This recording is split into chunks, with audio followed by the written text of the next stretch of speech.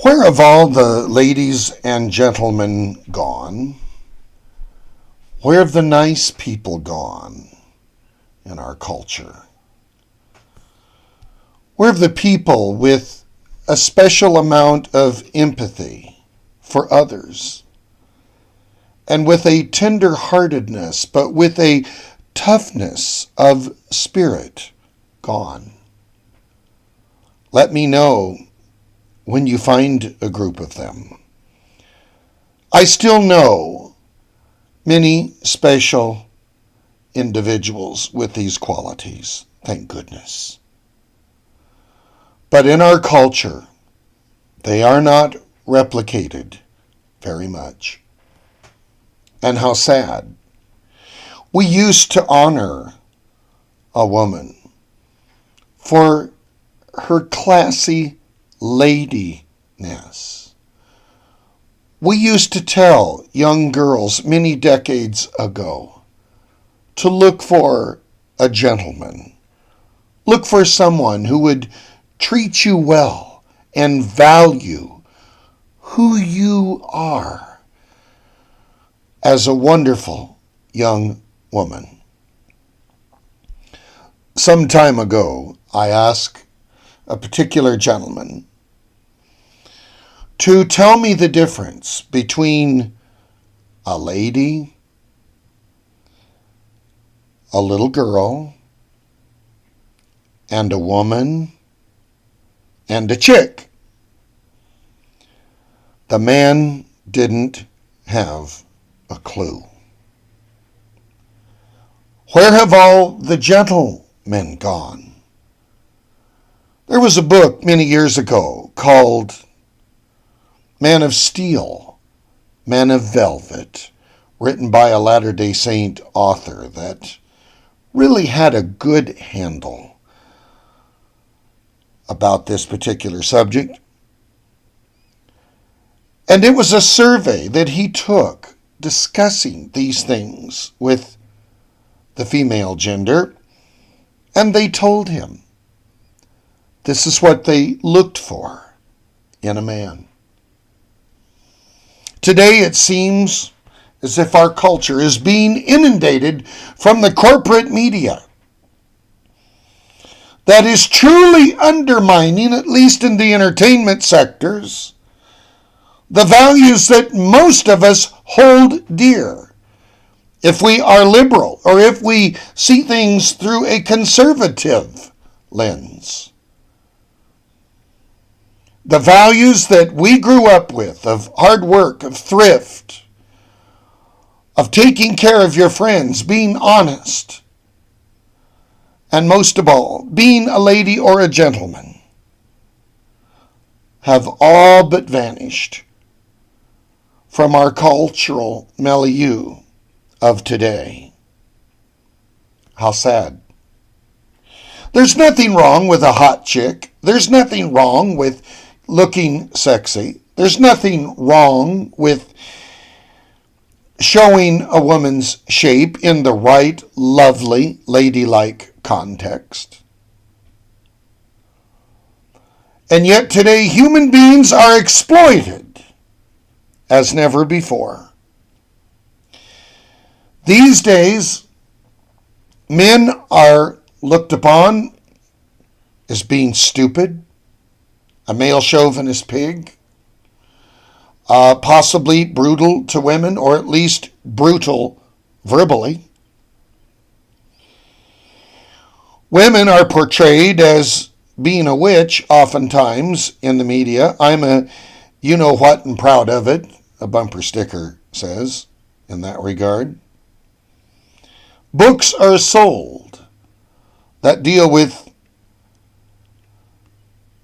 the different planets that men and women are supposed to live on. Not a lot of talk deals with what we should be when we come together as men and women, nor as people. Are we being socially manipulated today?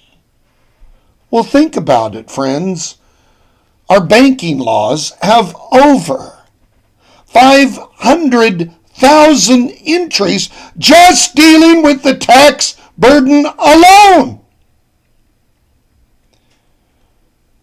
Our sister country to the north of Canada, the banking laws on the federal government listings are 2 pages. Did you hear it? And I hardly think our neighbors to the north are any less sophisticated than we. Let's continue. We are being manipulated by social policy in the Western world. We're being lied to in regards to the reason we fight foreign wars. We are being lied to about our social problems. Did you know that recidivism in the criminal justice system is the biggest problem America has? 11% of the population commit 90% of the crime because they go to jail and it's appealed over and over and over again. And the problem with the criminal justice system is our jails are being corporatized. The treatment of prisoners is getting worse, and with the exception of hardened criminals who deserve to be locked up for a lifetime, our jails create more criminals than they actually heal. And that adds to that 11% figure. What about us as just common English or Latino speakers or French speakers here in North America? What's the message that we receive from the media and in popular conversation over and over and over again, ad nauseum? It's that you've got to fit into this corporate culture. You not only have to fit into this corporate culture and be slanted, or you're not worth anything. Your opinions, your life experiences, what you bring to the workplace has got to fit in a niche, or it is hardly marketable today. What does that say about human dignity, hard work, thrift, the worthiness of an honest day's wage for an honest day's pay? Another way to say that is an honest day's work or labor for an honest day's pay. Our corporate masters have figured out, with high levels of immigration that have made America less safe, and with a cheapening of the labor pool, that we can actually lower the wages until they're 30th in the world, by the way, compared to other Western nations, who still do well with higher wages for workers than the United States currently enjoys. Because they've convinced us that the rich create jobs. The rich create education. And yet they have more money on Wall Street than they have ever had. And the economic enjoyment of the working class has not been this bad since 1918. We have definitely drank the Kool-Aid. Most Americans now say, I'd rather be secure and lose civil liberties than be less secure and be free. That means the Kool-Aid is definitely being digested.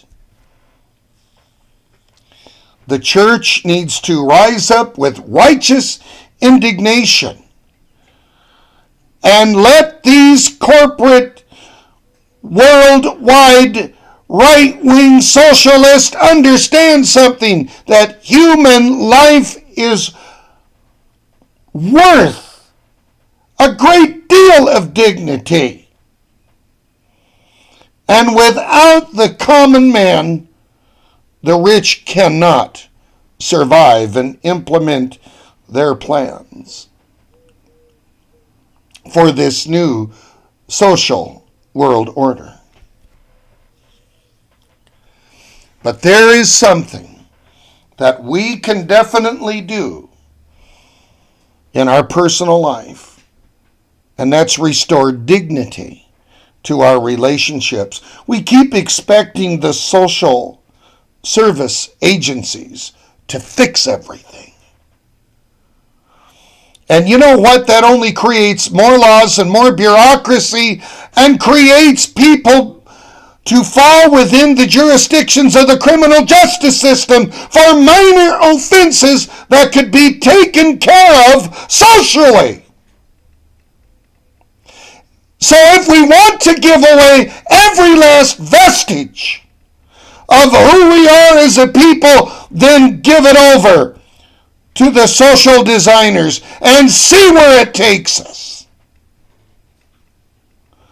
Because we're almost there now.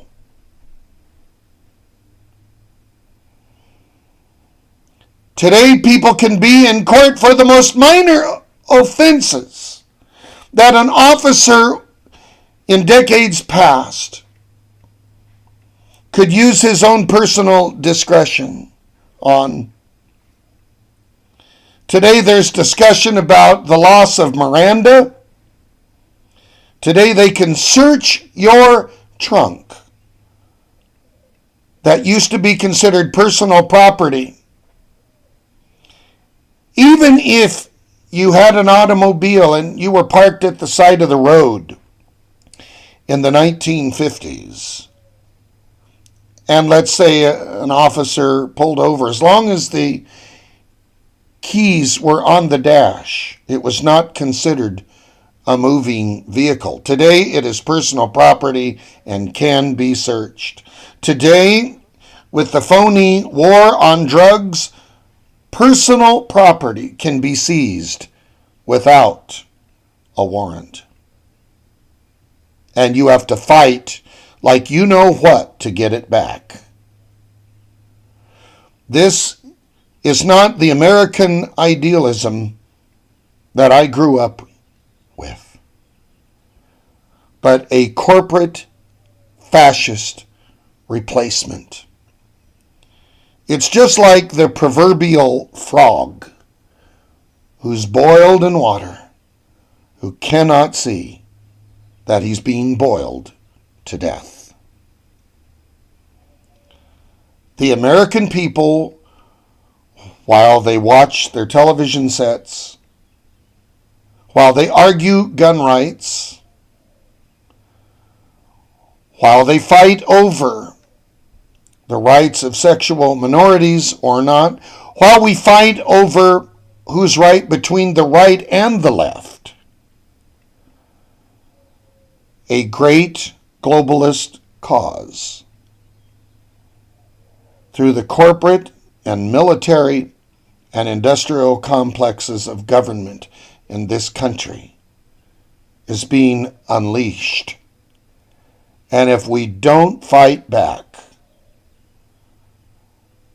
then it will be to our shame, for it is the time for all good men to come to the aid of their country, or as the Bible has put it, If the righteous do nothing, where does the sinner appear?